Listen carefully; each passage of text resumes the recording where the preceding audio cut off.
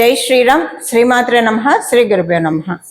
2026 సంవత్సరం ఆగస్టు నెలలో గోచారంలో ఉన్న గ్రహస్థితులు, అలాగే గ్రహస్థితులను అనుసరించి ద్వాదశ రాశుల వాళ్ళకి, ద్వాదశ లగ్నాల వాళ్ళకి ఎలాంటి ఫలితాలు ఉండబోతున్నాయి, గోచారంలో ఏమన్నా విశేష అంశాలు సూచిస్తున్నాయా, గోచారంలో ఉన్న గ్రహగతులు, గ్రహగమనాలు ద్వాదశ రాశుల వాళ్ళకి ఎలాంటి విశేష అంశాలను ఇస్తున్నాయి, శుభత్వాన్ని ఇస్తున్నాయి, ఇందులో అన్న జాగ్రత్తలు సూచిస్తున్నాయా, ఏమన్నా మార్పులు సూచిస్తున్నాయా, అలాగే గోచర గ్రహస్థితులతో పాటు వాటికి చేసుకోవాల్సిన పరిహారాలతో పాటు మనం అన్ని సహితంగా ఇప్పుడు మాట్లాడుకుందాము.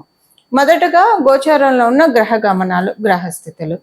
మంగళ్ వృషభ రాశిలో సంచారము. మొదటి 2 రోజులు వృషభ రాశిలో సంచారం చేస్తున్న మంగళ్ 3వ తారీఖు నుంచి, ఆగస్టు 3వ తారీఖు నుంచి మిథున రాశిలో మంగళ సంచారం ఉంటుంది. బుధదేవుడు మిథున రాశిలో ఆయన సంచారం 5వ తారీఖు వరకు ఉంటుంది. 6వ తారీఖు నుంచి మిథున రాశిలో నుంచి కర్కాటక రాశిలో బుధదేవుని సంచారం ఉంటుంది. కర్కాటక రాశిలో రవి బుధ గురుల సంచారము, రవి గురుల సంచారము మొదటి నుంచి ఉంది, స్టార్టింగ్ నుంచి. బుధదేవుడు 6వ తారీఖు నుంచి కర్కాటక రాశిలో సంచారం ఉంటుంది. రవి బుధ గురువులు ముగ్గురు కూడా 17వ తారీఖు వరకు కూడా కర్కాటక రాశిలో సంచారం ఉంటుంది. 18వ తారీఖు నుంచి రవి కర్కాటక రాశిలో ఉన్న రవి సింహరాశిలోకి ఆయన సింహరాశిలో పయనం ఉంటుంది. 23వ తారీఖు కర్కాటక రాశిలో ఉన్న బుధ భగవానుడు సింహరాశిలోకి వస్తాడు. కేతుదేవుని సంచారము సింహరాశిలో, శుక్రదేవుని సంచారం, శుక్రాచార్యుల వారి సంచారము కన్యా రాశిలో, కుంభరాశిలో రాహు యొక్క సంచారము, శనీశ్వరుడి సంచారము మీనరాశిలో ఉంది. వక్రించిన శనీశ్వరుడి సంచారము మీనరాశిలో ఉంది. ఇవి గోచారంలో ఉన్న గ్రహస్థితులు. ఈ గోచారంలో ఉన్న గ్రహస్థితులను అనుసరించి ఫలితాలని ఇప్పుడు మనం చూద్దాము. ఫలితాన్ని చూడటానికంటే ముందుగా ఈ మాసంలో గోచారంలో ఉన్న ప్రత్యేక అంశం ఒకటి ఉంది, అది మనం చూద్దాం. కర్కాటక రాశిలో 6వ తారీఖు నుంచి, ఆగస్టు నెల 6వ తారీఖు 2026 6వ తారీఖు నుంచి, ఆగస్టు 6వ తారీఖు నుంచి, అలాగే 2026 ఆగస్టు 17వ తారీఖు వరకు రవి బుధ గురుల సంచారం ఉంటుంది. ఇది చాలా మంచిది. రవి బుధ గురువుల సంచారము కర్కాటక రాశిలో అందరికీ శుభత్వాన్ని సూచిస్తుంది. ఏ విషయాల్లో శుభత్వాన్ని సూచిస్తుందో అది మనం చూద్దాం. అంటే ఇప్పుడు ఆయన మిథున రాశి, కన్యా రాశి వాళ్ళకి కూడా మంచి ఫలితాలే ఉంటాయి, ఆయన రాశి అధిపతి కాబట్టి. ఇంకా కొన్ని రాశులకి ప్రత్యేకమైన శుభం ఉంటుంది. కర్కాటక రాశి వాళ్ళకి పూర్తిగా శుభ ఫలితాలను ఆయన ఇవ్వడు కూడా, పూర్తిగా ఇవ్వలేడు. బట్ మిగతా 2 గ్రహాలు గురువు మరియు రవి వీళ్ళిద్దరు ఇస్తారు. బుధుడు పూర్తిగా శుభ ఫలితాలని కర్కాటక రాశి వాళ్ళకి ఇవ్వలేడు. ధనుసు మరియు మీన రాశి వాళ్ళకి కూడా బుధుడు ఇక్కడ కర్కాటక రాశిలో ఉంటే పూర్తిగా శుభ ఫలితాలను ఇవ్వడు. దాంతోపాటు అంతే, ఈ రాశుల వాళ్ళకి పూర్తిగా ఆయన శుభ ఫలితాలను ఇవ్వలేడు. ఇప్పుడు మనము ఈ ప్రత్యేక అంశాలతో కూడుకున్న ఈ గ్రహస్థితి అందరికీ ఎలాంటి ఫలితాన్ని తెచ్చిపెడుతుందో మనం ఇప్పుడు చూద్దాం. ప్రతి ఒక్క రాశి వాళ్ళకి కూడా విడివిడిగా మనం ఇప్పుడు మాట్లాడుకుందాం. ధనుసు రాశి, ధనుసు లగ్నంలో పుట్టిన వాళ్ళకి ఈ మాసము ధనుసు రాశిలో పుట్టిన వాళ్ళకి ఆరోగ్యపరంగా అనుకూలంగా ఉంటుంది. మీ జీవిత భాగస్వామి ఆరోగ్య సమస్యలతో ఏమన్నా ఎదుర్కొంటూ ఉంటే అది ఉంటుంది. జీవిత భాగస్వామి వల్ల ఒక లబ్ధి చేకూరుతుంది మీకు. అది అంటే వాళ్ళకి శాలరీస్ పెరగడం కావచ్చు, లేదా వాళ్ళు ఏదైనా ఒక ఇన్కమ్ వాళ్ళ వల్ల మీకు జనరేట్ అవ్వడము, వాళ్ళు ఏదైనా మీకు గిఫ్ట్ ఇవ్వడం ఇలా అంటూ ఉంటాయి. మీకు వ్యాపారం చేస్తుంటే చాలా బాగా ఉంటుంది, మంచి లాభాలు చూస్తారు. అసలు వివాహం కాని వాళ్ళకి వివాహ ప్రయత్నాలు చేసుకోవడానికి అనుకూలంగానే ఉంది. ఈ సమయం బాగుంది, అనుకూలంగా ఉంది. కొంతమంది ఏంటంటే ఈ సమయము పెళ్ళి ఒకటి అనుకొని, ఫైనల్ అనుకొని తర్వాత చేసుకుందాం, ఇప్పుడు వద్దు అని అనుకోవడానికి కూడా అనుకూలంగా ఉంది. కొంతమంది ఒక 2 years ఆగి చేసుకుందాం అలా అనుకుంటారు కదా. మంచి సంబంధం వచ్చింది, మాట్లాడి వాళ్ళని ఒప్పిస్తే కనుక 2 years ఆగి చేసుకోవచ్చు. ఇలా ఉన్నప్పుడు అది అవుతుంది మీకు ఇప్పుడు ఈ సమయంలో, అది అవుతుంది, మేనిఫెస్ట్ అవుతుంది. అలా చేయడానికి వాళ్ళు కూడా సహకారంగా ఉంటారు. ఈ సమయంలో మీకు ఏ ఏ ఏ విషయాల్లో అయితే మీకు బాగా ఇదిగా ఉందో, అంటే పెండింగ్గా ఉండి అని అనిపిస్తుంది, అవ్వట్లేదు, జడంగా ఉన్న పనులు అవన్నీ అవుతాయి. సంతానానికి సంబంధించిన అనుకూలతలు ఎక్కువగా ఉన్నాయి. కాకపోతే సంతానము కొంచెము అగ్రెసివ్గా వెళ్తున్నారు.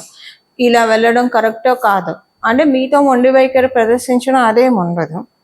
వాళ్ళు చేసే దాంట్లోనే ఇప్పుడు సపోజ్ కాలేజీకి వెళ్తున్నారు, వాళ్ళకు ఒక స్కూటీనే ఏదో ఉంది, చాలా ర్యాష్ డ్రైవింగ్, ఫాస్ట్గా వెళ్తున్నారు, అది మీకు బాధ అనిపిస్తుంది. వాళ్ళ ఇంటికి తిరిగి వచ్చేదాకా గుప్పెట్లు ప్రాణాలు పెట్టుకున్నాను, చెప్పినా వినరు ఈ మాసం.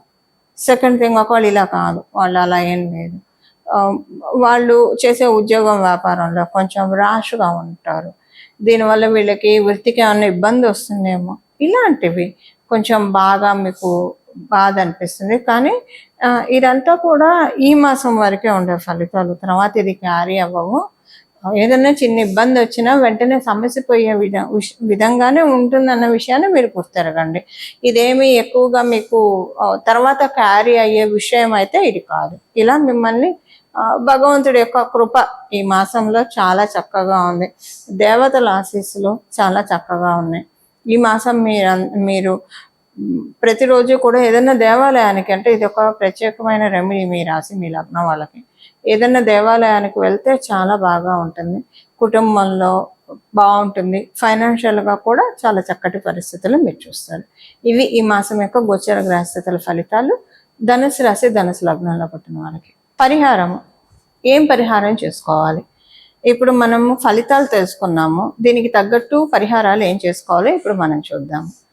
కర్కాటక రాశి మెయిన్గా మనకి ఇప్పుడు పరిహారం చూడాలి. కర్కాటక రాశిలో 3 గ్రహాల సంచారము మాక్సిమం ఒక 10 days వ్యవధి, 10 daysలో ఉంటుంది, 10 days వరకు ఉంటుంది. కాబట్టి మేజర్ ఇంపాక్ట్ ద్వాదశ రాశుల వాళ్ళకి, ద్వాదశ లగ్నాల వాళ్ళకి ఇది చాలా ఎక్కువగా ఉంటుంది. ఒక 2-3 గ్రహాలు, ఒకటి కన్నా ఎక్కువ గ్రహాలు ఏదైనా రాశిలో ఉంటే ఆ రాశి యొక్క ప్రభావము, ఆ రాశి దేన్ని సిగ్నిఫై చేస్తుందో మన జన్మ జాతకంలో, దాని ప్రభావము వల్ల శుభ ఫలితాలు కావచ్చు, అశుభ ఫలితాలు కావచ్చు, ఎవరికైనా వస్తాయి, మనకు వస్తాయి. అయితే శుభ ఫలితాలు అయితే ఓకే, అశుభ ఫలితాలను తగ్గించుకోవడానికి ఇప్పుడు శుభ ఫలితాలు అయినా సరే ఉన్న వాటిల్ని కమ్ డౌన్, ఉన్న శుభ ఫలితాలు అయినా సరే ఒకవేళ తీసుకోలేని స్థితిలో ఉంటే తీసుకోగలగడానికి చేయాల్సిన పరిహారం వచ్చేసేసి ఈ ఈ ఈ మాసం మొత్తం కూడా ఆగస్టు 1 మొదలుకొని ఆగస్టు నెల చివరి వరకు కూడా ద్వాదశ రాశుల వాళ్ళు, అలాగే ద్వాదశ లగ్నాల వాళ్ళు లలిత చాలీసా చదువుకోవడం. మనకి గోచారంలో కర్కాటక రాశి అంటేనే చతుర్థ స్థానం, మాతృస్థానం, మాతృవడి. అందువల్ల జగన్మాత యొక్క కృపా కటాక్షాలని అందుకోవడానికి ఇది చాలా చక్కటి శుభ సమయం. ఈ సమయంలో బాలా త్రిపుర సుందరి అమ్మవారి ఆరాధన అత్యంత శుభ ఫలితాలను అందిస్తుంది. అమ్మవారిని ఎప్పుడైనా బాల రూపంలో మనం పూజిస్తే విశేషంగా అనుగ్రహిస్తుంది, త్వరితంగా కూడా వరాల్ని మనకి అనుగ్రహిస్తుంది. బుధుడు కాబట్టి, ఇక్కడ ఉన్నది బుధుడు కాబట్టి బాల రూపంలో అమ్మవారిని ఆరాధన చేయొచ్చు. గురు భగవానుడు కూడా ఉన్నాడు కాబట్టి మీరు జగన్మాతగా కూడా అమ్మవారిని అర్చించవచ్చు. మీ చాయిసెస్ని బట్టి మీరు చేసుకోవచ్చు. అమ్మవారి ఆరాధన లలితా చాలీసా చదవండి, చాలా బాగుంటుంది. ఒకవేళ చదవలేకపోతే వినండి, కనీసము చాలా మంచి ఫలితాలు మీరు చూస్తారు. ఈ లలిత చాలీసా చదువుతూ ఉంటే చదివిన రోజే మీకు ఒక న్యూ ఎనర్జీ అనిపిస్తుంది, చాలా బాగా ఉంటుంది. అలాగే సౌందర్య లహరి వినడమో చదవడమో చేయండి. చదవడం అంటే పర్ఫెక్ట్గా వస్తేనే చదవాలి, లేదంటే ఎవరి దగ్గరైనా గురుముఖత నేర్చుకొని అప్పుడు చక్కగా చదవచ్చు. వినండి, కనీసం వినడానికైతే మనకి ఇప్పుడు అవకాశం ఉంది. కలియుగంలో ఉన్న సులభోపాయాలు ఎన్నో ఉన్నాయి, కాకపోతే మనం ఇవన్నీ పట్టించుకోకుండా లౌకికంగా పరిగెత్తుతూ ఉంటాం, ఇంకా తప్పదు, బాధ్యతలు ఇవన్నీ ఉంటాయి కాబట్టి. కానీ ఈ సులభోపాయాల మీద మనము ఒకసారి దృష్టి పెడితే ఇవన్నీ కూడా మనకి కాంప్లికేట్ థింగ్స్ అన్ని అన్కాంప్లికేట్ అవుతాయి అన్న విషయాన్ని మనం గుర్తెరగాలి. అది సౌందర్య లహరి దానికి ఉత్తమమైన సాధన. ఈ నెల మొదలుకొని నెలనాళ్ళు అసలు ఇక్కడి నుంచి ఇంకా కంటిన్యూ చేయండి. మీ ఎన్నాళ్ళు కంటిన్యూ చేస్తే అన్నాళ్ళు కంటిన్యూ చేయండి. సౌందర్య లహరి, దాంతోపాటు అమ్మవారిని పూజించినప్పుడు మరి అయ్యవారిని కూడా పూజించాలి కదా. అందులో కర్కాటక రాశిలో ఉచ్చ స్థానంలో గురుడు ఉన్నాడు. గురుడు అంటేనే శివుడు అని చెప్తుంది మనకి జ్యోతిష శాస్త్రం. మరి ఆ స్వామివారిని కూడా పూజించాలి కదా, అందుకని శివానంద లహరి. ఈ రెండు వినండి. అత్యంత భక్తి శ్రద్ధలతోటి మనసు లగ్నం చేసి అంటే చాలా కాన్సన్ట్రేటెడ్గా వింటే కనుక చాలా అంటే చాలా మంచి ఫలితాలని మనమందరం కూడా చూడటానికి అవకాశం ఉంటుంది. ఈ ప్రతిరోజు మీకు ఏదో ఒక సమయం పెట్టుకోండి. స్నానం చేశాక వెంటనే అయితే ఇంకా మంచిది. వినడమే కాబట్టి, చదవడం కాదు కాబట్టి కొంచెం శుచులయ్యి కాళ్ళు చేతులు కడుక్కొని బయటికి వెళ్ళి వస్తే బట్టలు మార్చుకొని, కుదిరితే మీరు స్నానం చేయండి, లేదా బట్టలు మార్చుకొని ఉతికిన బట్టలు కట్టుకొని కాళ్ళు చేతులు మొహం శుభ్రంగా కడుక్కొని కూర్చొని బొట్టు పెట్టుకొని నుదుటన వినండి. చాలా అంటే చాలా మంచి ఫలితాలు వస్తాయి. కుదిరిన వాళ్ళు అంటే పొద్దున్నే ఉద్యోగం, పరుగులు, వ్యాపారము, పరుగులు ఇలా కొంచెం అలా ఉన్నా మేము మేనేజ్ చేసుకోగలుగుతాం అనుకున్న వాళ్ళు పొద్దున్నే స్నానం చేసిన వెంటనే వినండి. రోజుకొక శ్లోకం వినండి, భక్తి శ్రద్ధలతో వినండి. చాలు, మీకు ఎంత కుదిరితే అంత అసలు వినడానికి ప్రయత్నించండి. దీంతో ఎంతో మంచి మార్పులు మీరు చూస్తారు. గోచారంలో ఉన్న మీ జన్మ గ్రహస్థితుల్లో మీకు ఏవేవైతే ఇబ్బందులు కలిగిస్తున్నాయో ఆ ఇబ్బందుల నుంచి నెమ్మదిగా గట్టెక్కడానికి చక్కటి అవకాశం ఉంటుంది.